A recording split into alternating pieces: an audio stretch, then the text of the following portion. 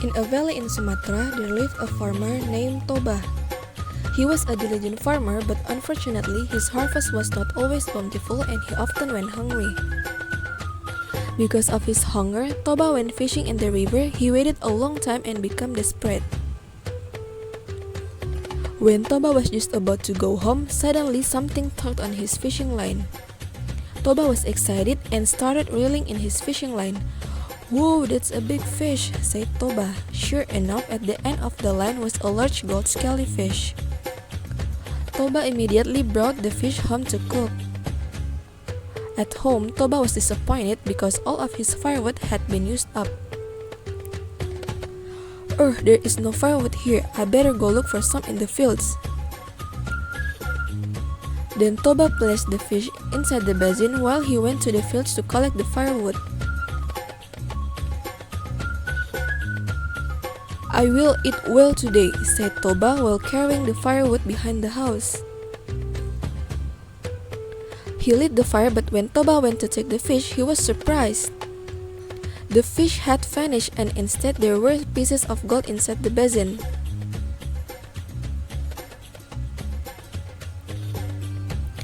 "Where's my fish and whose gold is this?"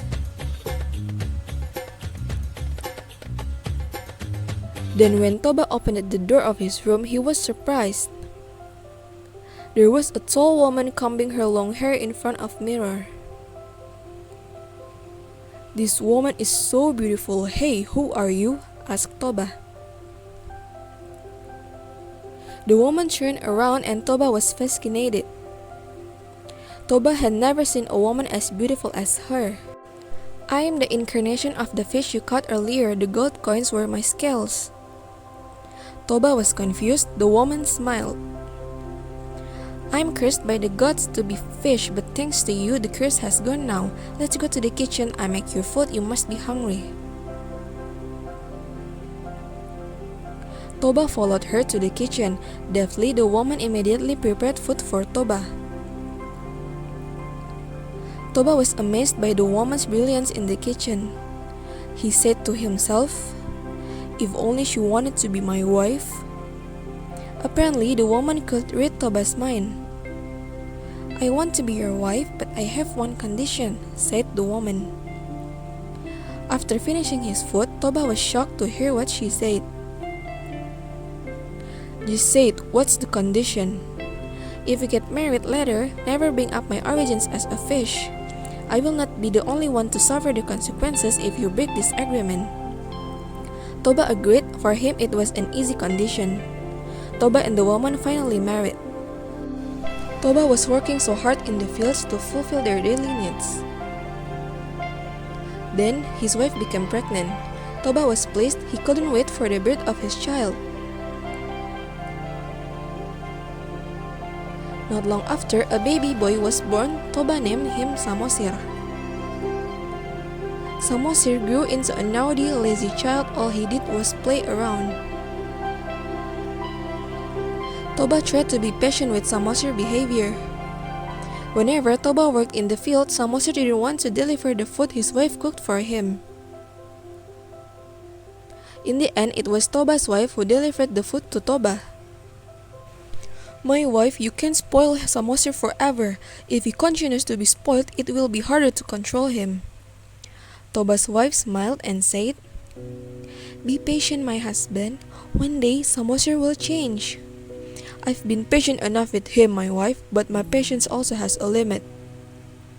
One day, Toba's wife persuaded Samosir to take food to the fields for Toba. At first, Samosir refused, but his mother continued to convince him. Finally, Samosir agreed. "All right, Mom, I will deliver this food to Father."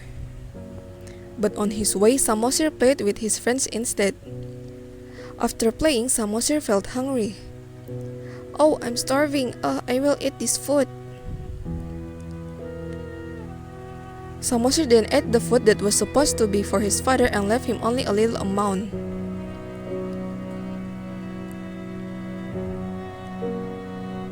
In the fields, Toba couldn't wait any longer. He was starving. Moreover, he did not have time to have breakfast because a lot of work needed to be done that day. In the distance, Samosir came running. "Where have you been, Samosir?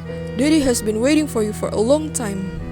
Samosir did not answer and immediately gave him the food. Toba was surprised to find only the leftovers. "Hey Samosir, have you eaten Daddy's food? Your behavior is out of line, you little fish, come here." Toba was angry at Samosir without realizing he had spoken of the restrictions his wife had previously warned him of. Toba hit Samosir until he cried loudly. Samosir then ran to the house. "Mother! Mother!" At home, Samosir told everything to his mother. "Mother, father said I'm the child of a fish. Is it true, Mom?" Toba's wife felt sad because Toba had brought up her origins. Then she told Samosir to run up the hill. "Samosir, quick! Run up the hill, son, before the flood comes." "Okay, Mom." Samosir obeyed her. Immediately, the sky was dark and lightning struck. A flood appeared from the river.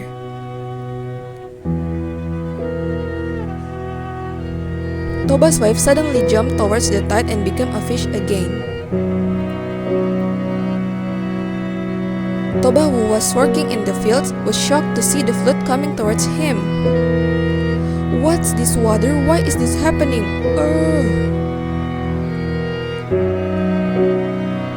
He didn't have time to escape. Toba drifted and sank into the flood. Soon the surge flooded the entire valley and left only the top on the hill in the middle where Samosir was hidden. The flood had created a lake and Samosir became an island. That's why the lake is named Lake Toba and the island in the middle is called Samosir.